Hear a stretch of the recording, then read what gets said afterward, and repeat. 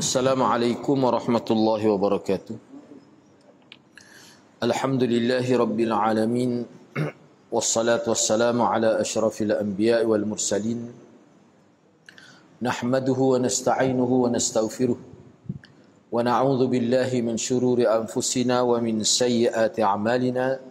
Man yahdihillahu fala mudilla lahu wa man yudlil fala hadiya lahu. Rabbi shrah li sadri wa yassir li amri wahlul 'uqdatam min lisani yafqahu qawli. Amma ba'd. Alhamdulillah, bersyukur kepada Allah Subhanahu wa taala kerana dapat sama pada malam ini. Jadi pada malam ini buku berkenaan dengan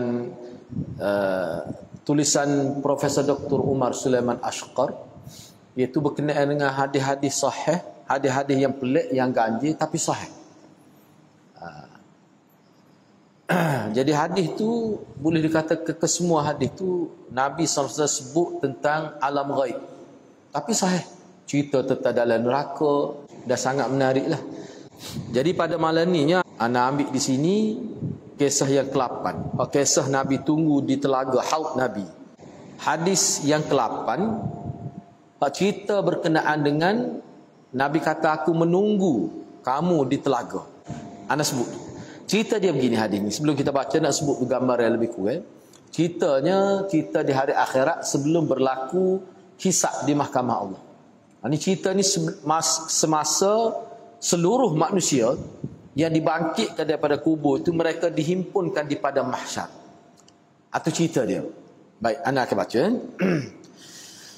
An Sahli bin Sa'd qala, An Sahli bin Sa'd radhiyallahu anhu qala, qala an-nabiy sallallahu alaihi wasallam, inni faradtukum 'ala al-hawd, man marra 'alayya shariba wa man shariba lam yazma abada, la yaridanna 'alayya aqwamun a'rifuhum wa ya'rifuni thumma yuhalu baini wa bainahum.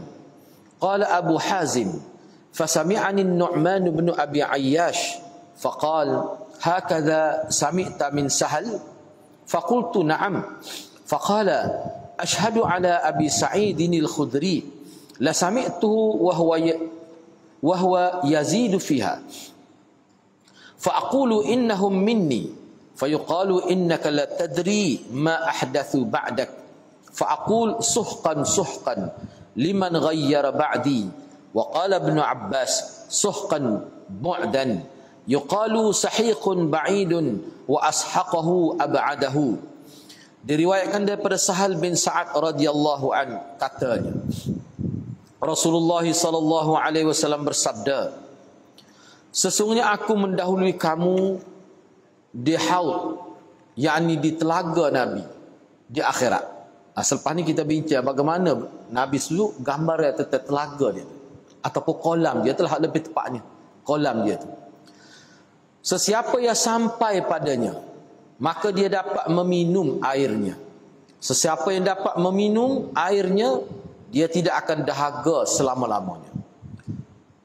Kemudian akan datang puak-puak yang aku kenal dan mereka mengenali aku. Namun ada halangan di antara aku dengan mereka. Abu Hazim berkata, Nu'man bin Abi Ayyash mendengar daripadaku lalu bertanya, begini yang kamu dengar daripada Sahal? Betulkah begitu? Abu Hazim menjawab, ya.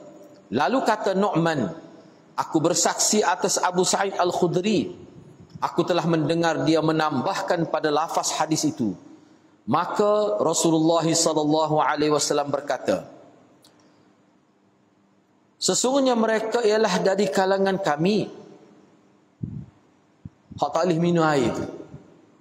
Lalu baginda diberitahu, sesungguhnya kamu tidak tahu apa yang dilakukan mereka selepas ketiadaanmu. Maka sabda Rasulullah sallallahu alaihi wasallam, jauhkanlah mereka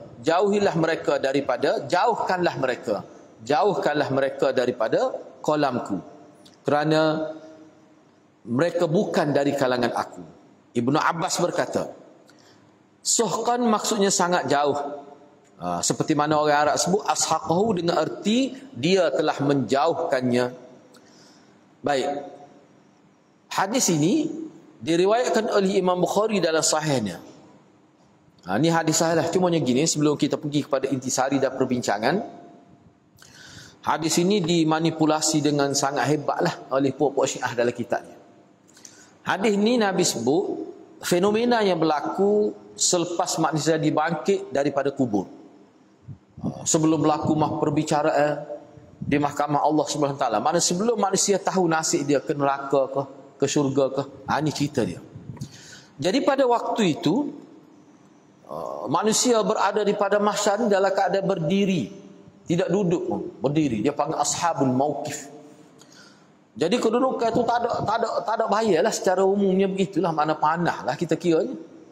Tak ada pokok. Kecuali orang yang dapat bernaung di bawah bayangan arasy Allah itu ada orang-orang yang kira sebagai ahlu sunnah yang mengikut sunnah.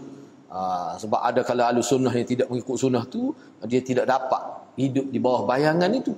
Ni ahli sunnah hak sengaja, hak betul-betul mengikut sunnah. Baik.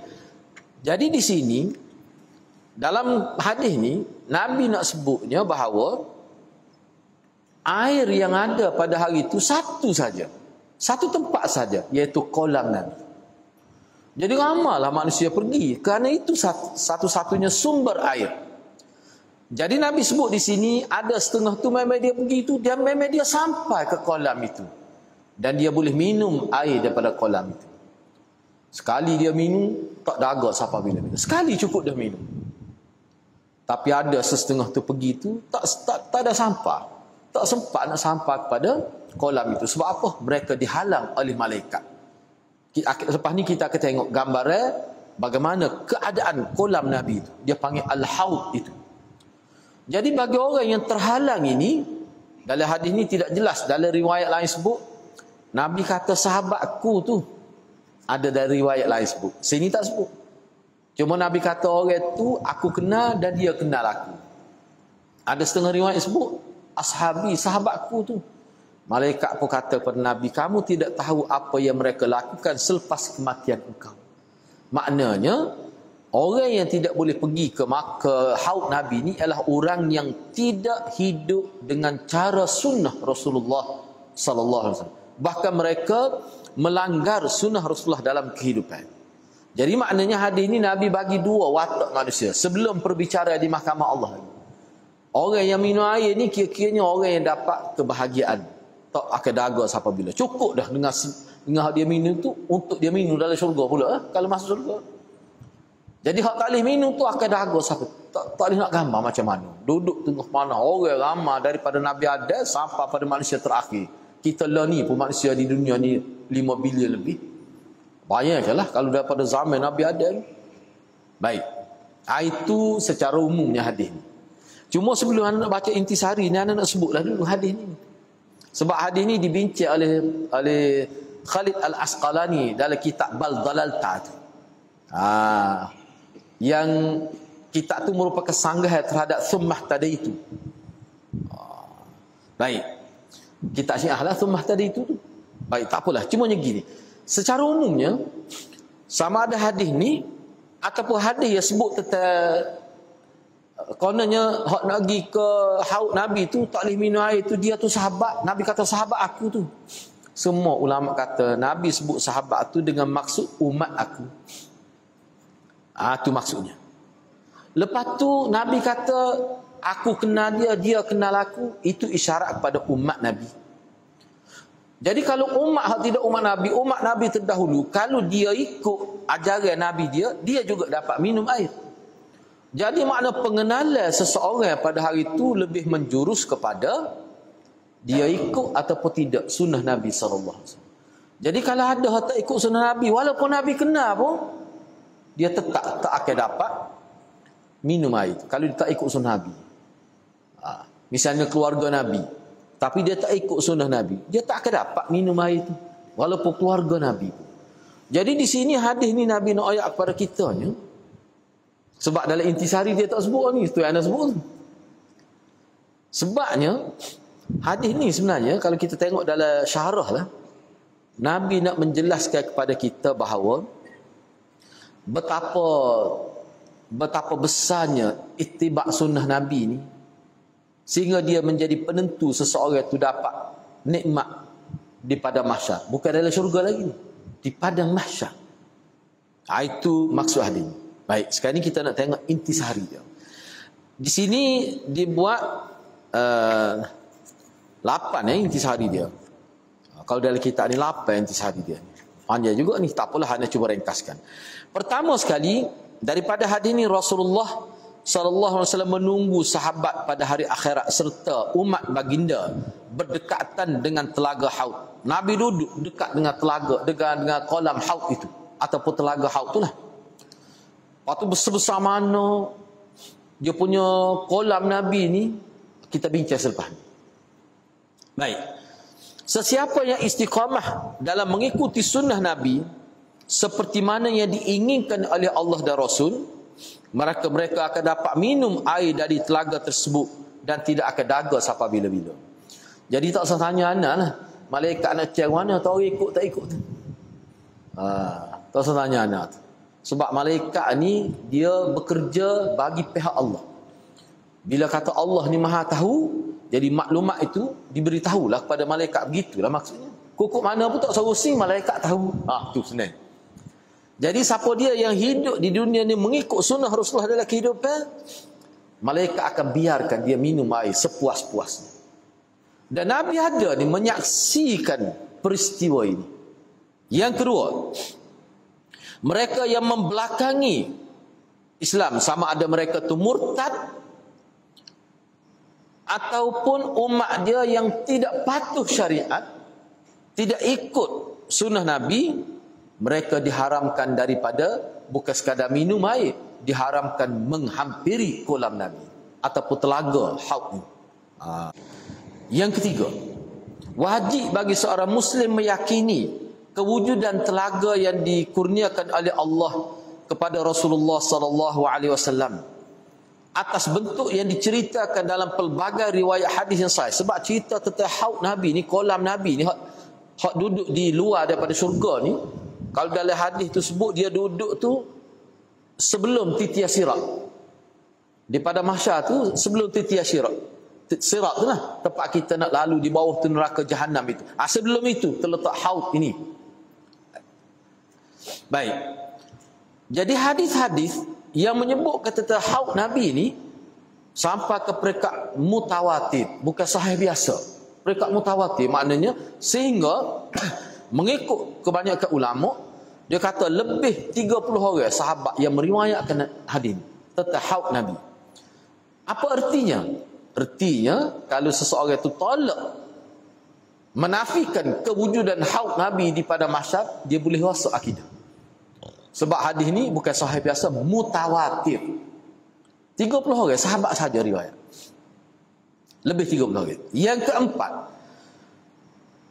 kolam Nabi ini terletak sebelum titian sirat. Kerana telah sabit daripada nas bahawa sebahagian daripada umat Nabi Muhammad sallallahu alaihi wasallam tidak dapat minum daripadanya dan mereka tidak selamat daripada melalui titian sirat. Tidak ada kemusykilan bahawa air daripada kolam Nabi tersebut bersumber daripada kolam Kautsar dalam syurga. Waktu memang ada riwayat sebut. Mana dia bersambung tu tali air itu tu. Daripada syurga tidak panggil Kautsar, luar ni dia panggil Haud Nabi. Tu mengikut dalam riwayat. Dia ada riwayat lah selepas ni dia sebut waktu ni. Baik. Yang kelima, setiap orang Islam hendaklah menjauhi perkara-perkara yang boleh menjadi penghalang untuk meminum air di kolam Nabi. Rasulullah sallallahu alaihi wasallam mengingatkan para sahabat baginda, antara sebabnya adalah kerana berlumba-lumba mengejar dunia. Dalam riwayat disebut orang yang mementingkan dunia tu salah satu ciri orang yang gagal nak minum air di kolam Nabi ni, dia kejar dunia sehingga tertinggal akhirat. Yang keenam, Rasulullah sallallahu alaihi wasallam melihat telaga itu di dunia dengan mata kepalanya. Anda tidak baca semualah sebab dalam riwayat ada sebut. Dia ada juga dalam kitab ni. Akan datanglah. Mana ditunjukkan kepada Nabi supaya kita tengok TV tu. Supaya kita tengok slide tu, ditunjukkan oleh Allah kepada Nabi kolam ni macam mana. Sebab tu dalam hadis selepas ni, kalau kita sempat insya-Allah kita akan baca bagaimana Nabi memberi gambaran tentang kolam itu. Baik. Yang ketujuh, orang yang dapat minum dari kolam Nabi ialah mereka yang istiqamah mengikut sunnah sehingga mereka mati dalam keadaan mengikut sunnah. Dalam riwayat lain disebut dengan lafaz misalnya dari lafaz ni ana baca ni dalam Sahih Bukhari. Anin Nabi sallallahu alaihi wasallam qala ana faratukum 'ala al-haud wa la yurfa' anna ma'i rijalun minkum summa la yukhtalajun duni fa aqul ya rabbi ashabi fayuqal innaka la tadri ma ahdathu ba'dak. Diriwayatkan daripada Nabi sallallahu alaihi wasallam, Nabi berkata, aku menunggu kamu di haud. Ni Nabi kata pada sahabat dia, aku menunggu kamu di haud. Sebab itulah setengah ulama dia kata hadis ni kita bincang ni, dia merupakan satu janji Nabi. Bila Nabi sebut kepada sahabat dia, mana termasuk kita jugalah. Nabi akan tunggu situ. Maknanya di sini setiap manusia akan pergi di situ. Sebab itu saja sumber dia. Di situlah sudah boleh dikenal dah. Ada yang boleh minum air, ada yang tak boleh minum air. Boleh tahu. Baik. Kata Nabi lagi, kemudian datang para lelaki dari kalangan kamu dan bercampur dengan kaum-kaum lain. Maka Rasulullah sallallahu alaihi wasallam berkata, wahai Tuhanku, mereka ialah sahabatku. Kemudian Allah berfirman, adalah sesungguhnya kamu tidak mengetahui apa yang mereka lakukan sesudah ketiadaan kamu. Jadi pensyarah-pensyarah hadis bila sebut ashabi sini ni, dia bukan bermakna sahabat Nabi. Sebab sahabat Nabi semua dijamin syurga. Tu. Hak ni dia lebih menjurus kepada maknanya umat Nabi. Seperti anda sebut tadilah, kalau umat lain, kalau dia mengikut ajaran Nabi dia juga boleh dapat air ini. Itu maksud dia. Baik. Begitulah. Yang ke-8. Sifat-sifat ataupun ciri-ciri kolam Nabi sebagaimana yang dinukilkan daripada hadis-hadis sahih. Kena ingat hadirat, sebelum anda baca ayat ke-8 ni, nak beri peringatan sikit lah. Bahan ini panjang dia mari molek juga kita tahu. Kita kena ingat, sebab tadi anda tengok dalam satu video isu apa ni, zikir hu tu lah. Hu. Lepas tu ada juga sebab hu tu makna huwa, hu tu makna huwa lah. Dalam bahasa Arab huwa ni dia panggil isim dhamir. Isim dhamir maknanya apa ni, yang ketiga, dia. Huwa tu makna dia. Huwa ar-Rahman, dialah Tuhan ar-Rahman. Tak apalah. Jadi ada seorang ustaz tu, dia kata huwa ni mengikut pendapat setengah-setengah ulama adalah nama Allah. Dia kata. Ana pun tidak nak pakai lah, biarlah tu. Huwa ni nama Allah. Sebab tu dia berzikir hu tu makna huwa lah. Hu maknanya dia tu merujuk pada Allah. Jadi ada juga selepas tu orang kata kalau gitu anta pun ada guna juga. Jadi ada juga orang berzikir dan kata anta dia juga. Sebab anta pun ada juga dinisbahkan kepada Allah dalam Quran. Jadi ada zikir hu waktu hu ni anta. Isu dia sekarangnya dia bincang panjanglah, dia mari ayat Quran, mari hadis, kita dengar pun bahasa pelik. Dia gini anak ayat sini. Biarlah awak nak kata apa kata, dia mari dah antaranya Dr. Ali Jumaah yang kata huwa tu adalah salah satu nama Allah. Lepas tu dia kata Imam Ghazali, kita pun tak rujuk buah dia sebut tu. Walaupun ana bercadang nak rujuk, nak tengok betul, kata tak apalah. Kita terimalah. Isu dia sekarangnya, bila tu orang berpendapat gitu. Orang yang berkata huwa tu dia sebut Imam Ghazali ni bila? Sekarang ni kita nak tahu ni Nabi ada ke tidak berzikir gitu? Tak ada. Dia pun sebut. Lepas tu sahabat tak ada. Bahkan 3 generasi, 3 kurun pertama tak ada berzikir hu gitu. Atau satu ayat lah kita jadi takut kalau tengah malam orang berzikir gitu hu tu, takut kat lah gitu. Lepas tu biarlah tu, buat bak takut tu. Kita tak nak bincang bak takut tu. Hak anda nak sebut sininya, hak orang panggil sunnah, hak mana? Hak orang panggil sunnah Nabi hak mana? Hak orang panggil sunnah Nabi. Anda tak bincang, boleh ke tak boleh? Kalau barang boleh ke tak boleh, ni hari ni pun ada lagi. Kita nak tahunya hak Nabi buat. Sebab dia zikir, bila sebut zikir ni ibadat secara langsung dia panggil. Memang ibadat zikir ni. Sahabat tak buat. Jadi hak mana? Itu isu dia. Ana sebut tu kenapa? Supaya kita faham bila kita bercakap tentang ibadat, khususnya zikir, rujuk ke utama kita mana? Kita nak rujuk mana utama? Kalau kita rujuk pada orang sama ada Dr. Ali Jumaah ke mana ke, dia akan jadi masalah. Apa? Misalnya dalam kini, dia antara yang terima. Terima lagu mana, anak pun tahu. Cuma disebut begitu. Hak Nabi buat, tentu tak ada. Sebab tu dalam podcast tu, dia sebut, dia tak boleh nak mari. Pendapat 3 generasi pertama. Jadi hadirat kena ingatlah. Ni kita kena pegang kaedah. Bila ibadat ni kalau tidak dirujuk kepada Nabi, para sahabat dan salah kita hak perekat ni, kita tidak boleh terima. Kalau tak pegang kaedah ni, kita akan bermasalah. Supaya huwa. Kata kalau kata anta ni, kita nak kata mana pula? Anta Allah ni. Apa anta. Lepas tu ana apa dia? Sebut ana, Allah sebut. Patut ana gitu. Isu dia kenapa Nabi tak kata? Itulah sebab kita bincang ni. Tu hadirat. Jadi kalau zikir pun cuba dipesongkan, sehingga dia kata bukan wajib gitu, cuma boleh juga. Isu dia sekarangnya apa yang kita tidak perkenalkan kepada masyarakat, cuba bayarkan. Banyak masalah timbul hadirat. Lepas tu kebanyakan orang yang kata hu ni puak mana? Puak mana? Dia kata ubiklah puak sufi lah. Puak sufi. Sebab tu bagaimana kalau dalam konteks pengajian kita sendiri boleh ni bagaimana kaedah, bagaimana ini kaedah. Kalau tidak dirujuk pada sahabat, pada Nabi, pada sahabat dan generasi awal Islam, tak kita tinggalkan, kita pinggirkan. Itu kena didik begitu masyarakat. Baik, tak apalah. Bahaya tu. Baik, seterusnya. Hak ni rasanya Hafiz Bedah dah bincang, dah boleh tengok dalam itulah. Baik, sekarang ni kita nak bincang di sini secara khususnya berdasarkan pada riwayat yang sahih, kolam Nabi ni bagaimana? Baik. Disebut sini kolam Rasulullah sangat luas. Sebab apa? Kerana dia disediakan untuk seluruh umat yang istiqamah di atas agama mereka. Oleh itu sesuai dengan ramainya mereka di hari akhirat kelak. Rasulullah SAW menjelaskan bahawa kolam tersebut berbentuk segi 4 tepat.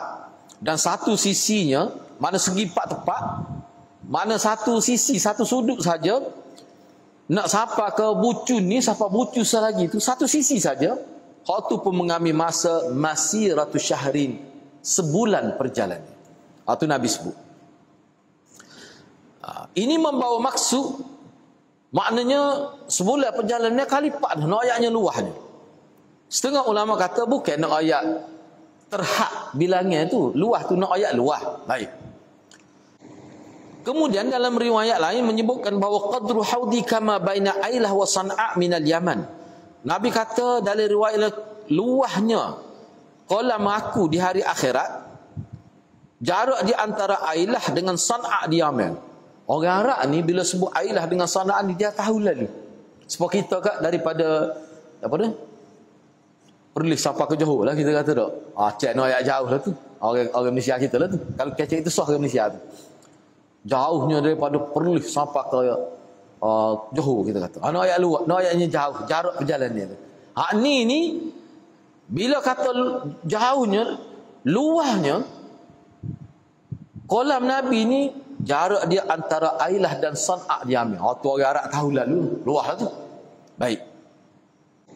Setengah riwayat ni dalam riwayat Muslim, Nabi kata luahnya kolam aku ni, tempat aku pijak sekarang ni di Madinah ni, sampai ke Yaman tu dinding dia. Dinding kolam aku. Tu dalam riwayat Muslim juga. Tu. Kemudian Nabi sebut dalam riwayat Bukhari, ni anak baca teks dia lah, Hasan ni pun ada teks, cuma anak nak ringkas ke, takut tak sempat. Nabi kata, anak baca terjemah lah sebab ni dia ada teks Arab. Nabi kata air dia, air kolam aku ni lebih jernih. Lebih jernih sebenarnya. Abiyak tu mana lebih jernih daripada, lebih putih daripada susu. Sebab ada setengah tu dia kata lebih jernih daripada perak. Dan juga bau dia lebih harum daripada kasturi. Dan dalam riwayat Muslim, Nabi kata wa ahla minal asad. Rasa dia lebih manis daripada madu. Jadi bagaimana tu tanah tu Nabi sebut. Mengahaut Nabi berada di tanah hari akhirat. Tanah dia tu macam mana? Nabi kata tanah tempat beradanya kolam aku tu fa idza tinuhu aw tibuhu miskun azfar. Tanah tu sendiri tempat berada kolam itu, Nabi kata miskun azfar, seharum kasturi. Sumber dia daripada mana air itu? Bukan daripada gunung, tidak. Nabi kata yashkhubu fihi mizaban minal jannah. Ini dari riwayat Muslim. Sumber air daripada kolam aku tu daripada 2 sungai kecil daripada syurga mengalir masuk ke dalam kolam itu. Menurut Profesor Dr. Umar Sulaiman Ashqar, dia kata bila kita perhatikan hadis-hadis ini, kita boleh buat kesimpulan. Oleh kerana air ini asalnya daripada syurga, maka seluruh manusia minum pun dia tidak akan suruh air itu. Tak akan berkurangan air itu. Sebab apa? Sebab dia daripada syurga. Dan hal ini termasuk keistimewaan Nabi kita sallallahu alaihi wasallam. Lepas tu sebanyak mana tu dia guna paip ke guna enjin ke lagu mana tu nak tubik air tu. Tu. Ini tak pakai enjin ni. Enjin tak pakai sini. Kalau Nabi sebutnya waqizanu kanujumis sama, dia pakai cetem. Cetem. Bekas dia, yakni penyebok dia, gede cetem lah kita kata. Banyaknya seperti bintang-bintang di langit. Ini dalam riwayat Bukhari. Dia gini, sini dia tidak buat. Anda tengok dalam hadis tu, maknanya dia macam kita kata kolam tempat kita ni, bira dia tu tebal, mana kita boleh letak ceton, dia tak jatuh. Gitulah gambar dia tu. Tu. Jadi maknanya penuh tu ceton. Mana siapa dia pergi pun boleh minum, tak ada berebut. Dalam riwayat Muslim, apabila Rasulullah sallallahu alaihi wasallam ditanya oleh sahabat tentang ceton tu berapa banyak, awak tiada air nak minum di kolam Nabi tu. Nabi kata walladhi nafsu Muhammad biyadih la aniyatu aktsaru min adadi nujumis sama wa kawakibiha ala fil lailatil muzlimah. Nabi kata demi sesungguhnya jiwa Muhammad berada pada tangannya. Ataupun anda terjemah ginilah mudah. Demi jiwa Muhammad, demi Allah atau demi Tuhan yang jiwa Muhammad berada dalam genggamannya. Jumlah bekas-bekas ataupun cetung-cetung yang digunakan untuk mencebok air daripada kolam Nabi lebih banyak daripada bintang di langit pada malam yang gelap gelita. Orang Arab ni bila sebut bintang di langit yang gelap gelita, orang Arab pada pasir dia nampak penuh. Kalau tempat kita mungkin tidak jelas sangat. Ini dari riwayat Muslim. Menurut Profesor Dr. Umar Sulaiman Ashqar, dalam hadis ini Nabi nak menegaskan 3 perkara. Pertama sekali, bekas yang digunakan oleh orang mukmin untuk meminum air daripada haud itu lebih banyak daripada bintang-bintang di langit pada malam yang gelap gelita. Maknanya sebagai satu isyarat, setiap orang yang mampu sampai di situ, dia akan boleh minum air. Tak akan berebut cetung tu. Yang ketiga, bekas-bekas yang digunakan untuk diminum dari telaga tersebut adalah daripada syurga. Yang ketiga, jadi perumpamaan yang dibuat oleh Nabi bahawa bekas-bekas ataupun cetung-cetung tu kita kata, Nabi buat bandingan dengan bintang yang berada di langit, isyarat kepada banyaknya disediakan untuk orang yang nak minum air itu. Itu yang disebut oleh Profesor Dr. Umar Sulaiman Ashqar. Jadi kesimpulan paling utama hadis ni, dapat meminum air daripada kolam Nabi di sini ni suatu orang panggil nikmat awal. Dia boleh rasa dah kedudukan dia ni akan selamat. Dia boleh rasa dah. Itu sudah menjadi petanda. Tapi bukan muktamad lagi. Hak muktamadnya bila keluar keputusan di mahkamah, masuk mahkamah, perbicaraan berlaku, ditunjukkan kesalahan manusia, didedahkan buku, saksi daripada tubuh dia sendiri. Tu hak muktamad. Tapi di sini mengikut ulama, dia sudah boleh merasa dah. Seseorang itu rasa dah, bertuah kita ni. Bahkan setengah ulama kata kalau dia minum ni memang dia bertuah dah. Termasuk dalam suada. Termasuk dalam suada. Itu ada disebut di sini. Jadi daripada hadis ni kena ingatlah, kalau kita nak dapat ni, kita berusahalah mengikut sunnah Nabi dalam semua perkara. Lepas tu tajuk ke-9, dalam syurga ni ada pasar juga. Ada pasar. Pasar lagu mana tu tak tahulah. Nak baca dah hadis ni ya. Ada pasar, ada nego. Ada bercucuk tanah sebab tu bagaimana molek juga kita tahu. Siapa sahabat Nabi bila Nabi sebut bahawa dalam syurga ni ada ahli syurga ni minta nak bercucuk tanah. Sahabat kata bakal orang Madinah tu. Sebab Madinah ni, orang Madinah ni dia ahli, dia bahagian pertanian. Orang Madinah tu. Tak apalah kita bincang ke datang lah. Sebelum siap dia punya kitab Mishkat Al-Masabih tu. Jadi anak semolek lah kita beli kitab ni pun tak habis baca pun tak apa. Jangan diusnya lah ke mana ustaz tak habis. Lama baca 2-3 siri, sama Mishkat tak apa, baca diri. Dia nikmat ni beli kitab letak dalam mari, itu nikmat besar tu. Biar tak baca tak apa. Tapi kalau nak pahala besar, awak tu biti banyak beli ke bapa kita. Tu malik lagi. Cumanya anak-anak elok daripada beli takut tak serupa. Anak akan bincang dengan pihak masjid. Cuma malam ni cuba bagi kepada pihak masjid nama tu siapa nak apa orang. Untuk mudah anak akan bincang pihak masjid lah.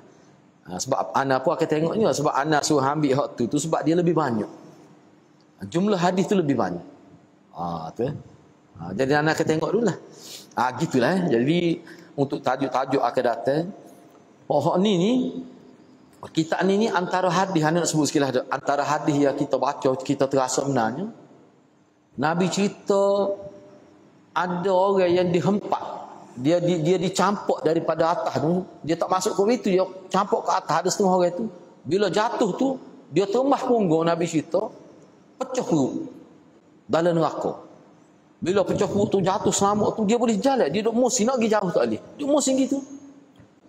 Nabi sebut apa dia jadi siapa Allah hina gitu semua dia. Nabi sebut. Mana cerita pelik-pelik dalam. Lepas tu Nabi sebut juga orang Islam yang masuk neraka bila dia dikeluarkan, sel dia tu tak ada siapa pun masuk. Dia akan dipenuhi dengan rumput-rumput. Kita pun hari macam mana ada rumput api neraka tu. Waktu pun tak usah tanya Ana juga. Ana pun tak tahu juga tu. Sebab benda ni kita boleh bercakap tentang neraka ni setakat Nabi sebut. Tapi sel dia jadi kosong. Jadi kosong. Tak ada dihuni oleh orang lain. Gitu hadilah. Benda tu benda pelik. Jadi sebab gini molek juga kita baca kitab ni. Sebab lah ni kau suka benda pelik. Boleh kocok benda kadang lepas dalam neraka tu nak kena akhir punya jekah. Ganggu dia tidur dalam alam barzakh kan ada alam negara kuliah. Noyanya hebat, tingginya wali ni, dia duduk dalam alam barzakh, dia duduk tidur. Malaikat muka ada nakir duduk sesa orang dalam kubur tu, dia pergi warning. Kau nak nakir, bola dia kata saya nak tidur. Tu dia hadirat. Tapi hak tu tak ada dalam kitab saya. Hak tu kena cari pokok panggil pulara lah. Hak dia ada capa atas kepala. Pergi cari pokok tu. Pergi cari pokok tu. Kiana sestakat itulah dulu. Mudah-mudahan Allah berkati kita semua. Aku qauli hadza wa astaghfirullahal azim li wa lakum. Wassalamualaikum warahmatullahi wabarakatuh.